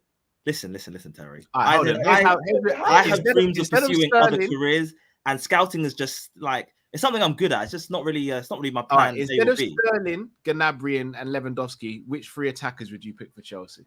Who's the other 2? I'll sign João Felix 100%. I think he's the player we need. I think he's the best young playmaker in the world. I'll definitely sign him. Who else is even on the market? So if I offered you Tony or Lewandowski, which one would you go for? I'm taking Lewandowski, man. Come on, let's be serious. I had to check, bruv. I ain't sure out here. Listen. I'm all for hyping up my black brothers, but like, people got to know their place sometimes. And Lewandowski is at the top of the food chain. So you got one. So you got. So yeah, I would have signed. As in, can I say Dembele? Because technically it wasn't really possible. No, but he doesn't want to go to you. But Tuchel's we didn't make an offer for him. No, but Tuchel's already signed him. Well, not signed him, but viewed him already. So, it can't be that good. So you have to do someone else. Okay, you know what? I would sign three attackers. Okay. I only really want 2. I would actually like Havertz to be our main. I mean, guy. you can play 4-5-1. Come on, bro. Listen, you've been scouting for months. You're better than Tuchel. How can you? Okay, listen. You know what? I wouldn't have. I would have signed Koulibaly 100%. And then I'll just name just a few. Like 3 attackers is a bit too specific. I wouldn't sign Koulibaly 100%. I think he's a great aid to Thiago Silva. He's got experience. He can lead. He's good on the ball. He's got everything a good defender needs. And I would have personally put him at terrible recently. No, but as in like in our system, I think he's balling out. Rather than de Ligt, as in I respect him highly. I just think in terms of being a right centre back for us, the lack of mobility, I'm not really a fan of. I would have signed Koundé or Fofana. So that's what I would have gotten instead of de Ligt. I would have signed Felix for our front line. Again, like Rafinha, Dembele are players I wanted, but it turns out they're not accessible. So I would oh fucking hell. I would sign Sane if possible. Because by the way, you're also now pushing past your club's budget, so you need to be very careful of that. Kunde's 45, 50 million. Koulibaly's nowhere near the lit. Yeah, exactly. Kunde's way cheaper. And no, I'm saying in terms of talent, he's nowhere near the lit. Yeah. I think Fofana's as good, if not better, than De Ligt. To be honest, I rate Fofana very, very highly. Wow, that's a big shout. The crowd want to know what attacker. The only one where I can say, listen, this is the budgetary issue is Felix. That's the only one I can say. You know what? In terms of budget, well, that's your whole budget, to be honest. Whatever. Like, I'd pay up to 120 for him. I think he's that good. And where would Felix play in your front line then? Left 10. Left 10. I think he plays Havertz up front, Felix on the left, on his left, and someone else on the right. Sterling on the right. So Sterling, because you got Sterling, don't forget. Yeah, let's say we had Sterling there. But who gets your goals then? The thing is, again, look at City. Hold on. City just won the league 2 years in a row. You're not City. You can't. Hold on. No. Hear me out. I'm not saying we're City, but you look at their front line and say, oh god, people are really not liking this. You look at their front line and say, who gets the goals? But at the end of the day, if you create so many chances, Sterling will bag double figures. Havertz will bag double figures. Felix will bag double figures. Your wing backs never bagged double even your depth option. Felix has never with goals. Felix ain't that guy, you know, right? I don't know, man. I don't know where you're seeing this. City can't be compared to anyone else. The best young playmaker in the world. Everyone. I can't believe I just heard Roy say that he'd take Dembele over Gnabry. Wait, no, whoa. I never, when did I say that? You said you take Dembele if you could get Dembele. If I had to pick one, I would take Dembele because I think we need a player like him more. What can Dembele do better than Gnabry then? Create high quality chances consistently. Right. For me, when he's available, when he's fit and available, yeah. That's the problem. That's the only. That's the problem. Yeah, availability is an issue, but I believe we'll be able to keep him fit. I think we'll be able to keep him fit. Go on. So better scout than Tuchel, better doctor than Arley Street now. Even if you look at the last like 7-8 months, Dembele's had literally no injury concerns. Like if we could just manage his load and not like overtrain or overwork him, and like I think we can keep him fit. You got this nailed down, innit? Roy's got like I said, I'm not a better coach or manager than Thomas Tuchel, but I just have a few questions about his recruitment. That's all. You don't think anyone better eye for a footballer. As a Dortmund fan as well, he's not wrong about Tuchel. You're getting backed here in the comments here. Finally, because it's been slander. I say Tuchel out, Roy in. No. I'm not a coach, man. I'm not a coach. I'm not like unless Pep becomes available tomorrow. There's nobody I'm trading. I'm trading Tuchel for right now. Roy, there's a comment.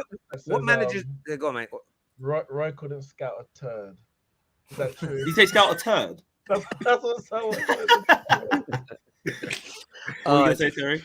No, I was going to say, what managers out there do you have? What managers got better talent ID than you? I'll tell you. I like flipping hell. Like, obviously, Pep's got a better talent ID than me. Like, even like on the hard note, thing is, I should be reeling out managers, but again, like, I don't know managers' talent IDs. Like, what about? Wait. Let me get it. Brother, what is going on there? Antonio Conte, right? Do you think you can expect more talented techie ballers than Antonio Conte? No, because what Conte knows the system inside out. So if he says this player is good for my system, I'm not questioning it. Klopp. I don't know. You have to think about it. I don't know how much of a role Klopp plays in your recruitment, though. Get your badges ASAP, son. Like I said you know that he went to Götze and Brand and he got Salah and Mane. Hang on, that doesn't mean the talent. Let me just cut in again. So how much of a role he plays? So you think how much of a role do you play in Diaz and Jota? I need to ask a question. So was it Edwards that said? Hang on, Roy, boy. So I need to make sure I got this right. So you've got better talent ID than Klopp? No. I can't conclusively say that because I don't know how much of a role he plays in recruitment. Like, I don't think this recruitment thing's like not that it's not hard, but as in like some decisions just from Tuchel are questionable, man. Like some of it's questionable, man. That's all I'm saying, man. Wow. And even a Dortmund fan agrees with me. Wait, okay, Roy, Dortmund fan. You would have bought Lukaku last summer, wouldn't you? Bought who? You would have got Lukaku last summer. Would I have? You would have. You just said yes, you would. Hang on, I just read a rumor here that they bought him on Roy's recommendation. So yeah, you've been told. Breaking news. Green. You know what? I'm I'm not gonna lie. With Lukaku last summer, I was very much on board with the signing, and quickly changed. No. So again, Don't- I'm not perfect. I'm not perfect. Bro, leave that off your CV. Leave it off your CV. Yeah. Honestly, we'll that's say When like they that will never asked, happen. what were you doing between the summer of 2021? Oh, I was on vacation. I was taking. Yeah. I didn't see what happened. Gapping on your CV. sabbatical. On sabbatical. There we go. Yeah, but can we end the conversation about my talent ID? Because I know it's good, but like again, comparing me to these top managers. Terry, can I just ask? I don't know if we're going to speak about Liverpool at all. I've been on the stream with Callum for a while. How confident are you going into this season of catching Man City? Because, like, they've done better business than you. That's just a fact. You've done good business. Don't get it twisted. But they've done better business, and they're already ahead in terms of at least the league anyway. Obviously, Champions League Cup competitions are a bit different. Liverpool, great team, great manager. But do you feel any closer to a Premier League title at this stage right now in the summer than you were, I don't know, last summer or at the end of the season or whatever? Because I'm looking at it and I just see City all over. And that hurts me because that's 3 in a row. Yeah, I'm not gonna lie. I hate to throw KJ under the bus. KJ never said this question would come up in this show. So I don't know if you want me to answer this or not, Terry. It's up to you as the host. If you don't want me to answer, I won't answer it. No, answer it. Go for it. You do want me to answer it? You do, yeah? You sure? Yeah. Good for time and all that? Definitely. Go for it. Go for it. Well, now let's I was gonna go gym. That can wait. Neeks, I'm not gonna lie, I think you've drawn me out here on purpose. Short answer, no, I don't think we have done enough in the window to catch City in the league. Champions League again. Even a Champions League, it's hard to say because Mane was so clutch for us in the Champions League. We're relying a lot on Nunes hitting the ground running, I think, which is a lot of pressure to put on him. Also, midfield, I think everyone knows my opinion on midfield. Midfield is where we are lacking the depth and quality to go head-to-head with City. I think every other position on the pitch, I think it's a toss-up. I think in midfield, them having De Bruyne and Bernardo, I think is a game changer and the reason why they've pipped us to leagues. Same with Yaya in 13-14. Like we're short in midfield. Not in terms of personnel, but in terms of quality. We're a Thiago injury away from struggling against teams at home or teams away from home sometimes. Like, it's frustrating. You know, one thing I will Thanks say for about that, City is Neeks. that I don't like. Whilst I just had to know. I believe City are favourites, like 100%. But I feel like people are just assuming that it's all going to be sunshine and roses for them next season. And whilst there's a very good chance it might be, like Haaland's goal scoring record is phenomenal. No one can deny that. But what if he doesn't bang like we think? What if losing Jadis and Sterling impacts them more against low blocks than we think? And on the other hand, you look at Liverpool, and whilst like they do need a midfield 100%, but we've seen what Klopp can do with forwards. So if Nunes slots in and is able to bring all the goals that he was able to bring at Benfica, and Diaz is able to kick on after another pre-season and maybe not match Mane's numbers, but put up good enough numbers, then we're looking at Liverpool potentially pushing like maybe to a level where they're the same as City, if not slightly better. I'm not saying it's impossible, but I feel like everyone's so quickly to be like doubtful and skeptical about Liverpool. Not City, doubtful. I think it makes sense. But then with City, I feel like people aren't asking it. Like people are very much not too positive, but like people just assume it's going to be sunshine and rainbows. Roy, I only said that Nunes will score more goals than Haaland this season. Why is that not possible? No, I already said he would. I said that already. Oh, you said he will. Oh, you said he will. Yeah, Okay, I okay. said Nunes will score more than. Because Haaland's also injury prone. But all of our attackers outscored City's attackers last season. Scoring goals isn't the problem. It's breaking down teams in certain games. I look at it this way. Roy, everything you said is plausible. I suppose I would say this though. Of course, there's a possibility that Liverpool's team plays better than City's. City don't click. But I'll be honest with you, what I'm searching for on this channel is what do you think is going to happen though? So do you think that City are going to fail to click and that Liverpool therefore will finish in front of them? We know it's a theory, but 101 things could happen next season, but the point is, what do you think is going to happen? As in, no, I do think I don't expect Haaland to score like something stupid like 35 league goals, as some people presume, because we've had one of the Premier League's best strikers in Harry Kane for the last like 7-8 years, and he scored 31. You can't compare Like, it to people think, the Tottenham team. Tottenham, no, that's what I'm saying. Like, I think people expect Haaland to score. team. Haaland's not scoring 30 league goals. I hope you know that, because firstly, he's injury prone, and secondly, like, the best forwards in this league have not put up those numbers. So I don't expect a newbie to just come and drop it in his first season, apart from Salah, which again was a bit of an anomaly. Kane scored 32, by the way, in the year. When he scored 30. His record is 30, bro. He scored 32. I'm pretty sure that's certain of it. No. Salah's got the. It was only Salah. Yeah, it was only Salah. But even like Kane's numbers have been phenomenal, and even he's like struggling, hadn't broken the 30 mark. So that's why people say, "Oh, Haaland's gonna come score 30, 35 league goals." I don't see it with his injuries and with the fact he's new to the league. But like in terms of who's favourites, I still think City are favourites, because I do see them clicking, and even if they don't, they've just won the league without a striker, so they can really just go back to the default formula and win games that way. But I'm just saying, I just feel like people, yeah, I'm not saying they shouldn't ask, like they have to ask questions, but I'm not hearing enough questions. It's always everything's going to be perfect for City, and Núñez might not bank for Liverpool, Diaz might not pop the numbers for Liverpool, no midfielder is going to cost them again, which obviously it could. Like, it just feels, yeah, that's just what I'm feeling. I just think people, it's the spread of goals, bro. That's what the problem is. Liverpool, going into this season, I am confident that our forwards will put up very good numbers. yeah, But beyond that, the rest of the team, like De Bruyne got double figures, Bernardo was getting goals, Gundogan gets goals. Like, there's a massive discrepancy in terms of midfield goal scorers from Liverpool and Manchester City. That's what the problem is. I also think. Sorry, bro. Go for it. God, I also think that the City will be losing a lot of goals though, because Sterling used to score a lot of their goals as well. I think that them selling Sterling is probably, I don't really want to say more detrimental than you losing Mane, but I do think that both Liverpool and Manchester City have lost top players. You could argue that Mane, for me, I think he's probably Liverpool's best player. But I don't know. I think everybody's writing Liverpool off a bit too soon. How many games did you lose in the league last season? What was it? 2. 2 games? Like, if Liverpool go through that sort of run again, we'll do that again. It's never been the draws, bro. It's never been the losses. It's always been the draws. Every time we've lost the league to City, if I'm not mistaken, we've lost less games than them.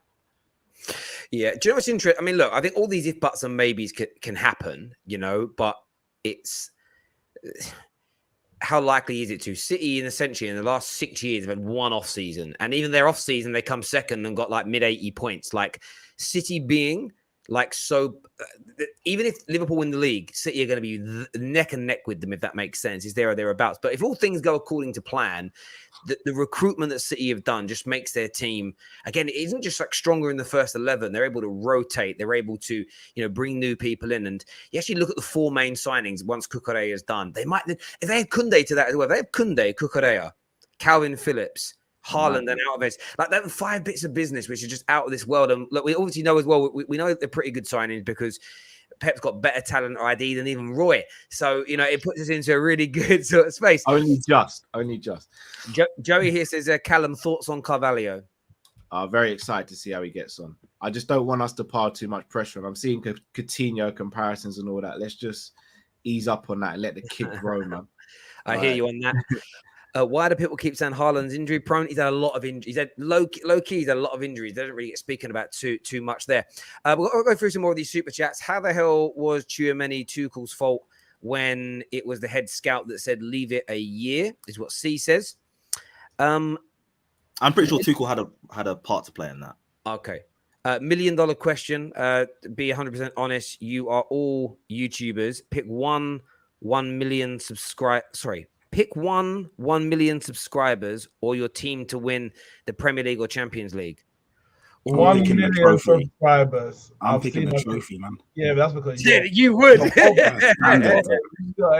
Champions League. That Champions League's always been elusive for us.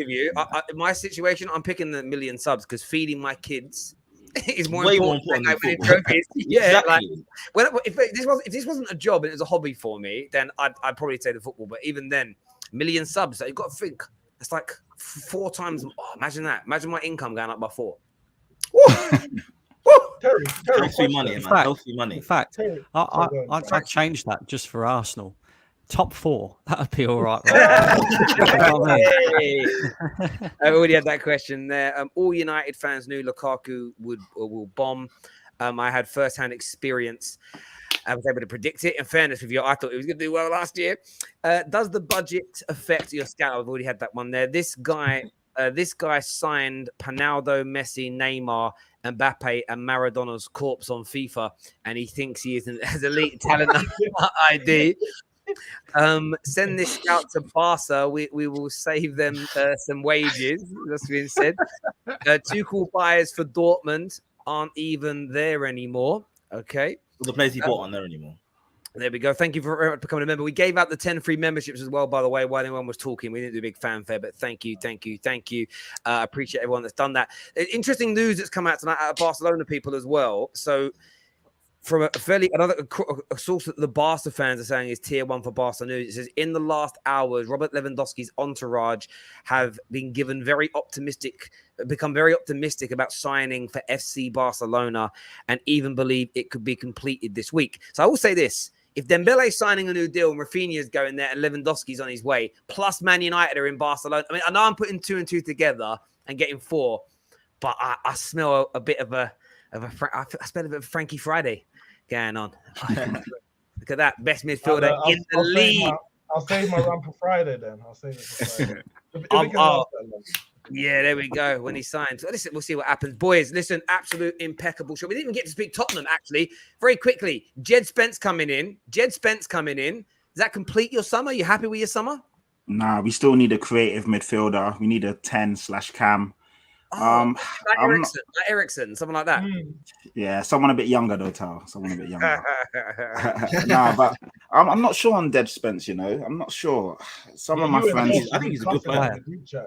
Yeah, exactly. I was the one that was saying that I'm not sold on him, man. Do you want a first choice right wing back? Yeah, I want someone that can come in straight away and boom, hit it. Like in an ideal world, someone like Hakimi, come in, talent, brilliant. You know what I mean? Get the ball on 6pence into the box. Someone that we could like a marquee statement signing. Jed Spence. I'm not sure, man. He's young. He's raw. He's better than Emerson. It's debatable, man. It's debatable. Way better. He hasn't proven it at the top level yet, so he can't. Exactly. That's what I'm saying. Don't forget, guys. He's been playing in the Championship. Let's keep it 100. Emerson's been playing in the Premier League week in, week out, and had good games. Back end of the season, Emerson was all right. And even Emerson's not the answer. But Spence, we can do better, man. That's just me keeping him 100. If he comes in, cool, I'll support him. I'll be happy. But I'm not excited by him. That's just, I can't lie. Fair dues. Obviously, we're back. This show, we're back on Thursday, but tomorrow, Straight Facts. Later on in the week, we've got quite a few journalists on this week because Dean Jones will be back, Ben Jacobs will be back, and another emerging name in the transfer window will be on the show making his debut. Nick Purewall will be on the show. I wasn't too familiar with him until recently, but a lot of great work he's doing. He's a Chelsea correspondent, so he'll be on the show later on in the week, giving all the big Chelsea updates for you. So they're all on the terrace. We've got Straight Facts, another top 6 show, and hopefully some proper done deal shows with deals being completed as well. Boys, really appreciate your time. Viewers, make sure you smash the like button again before you leave. But until next time, take care.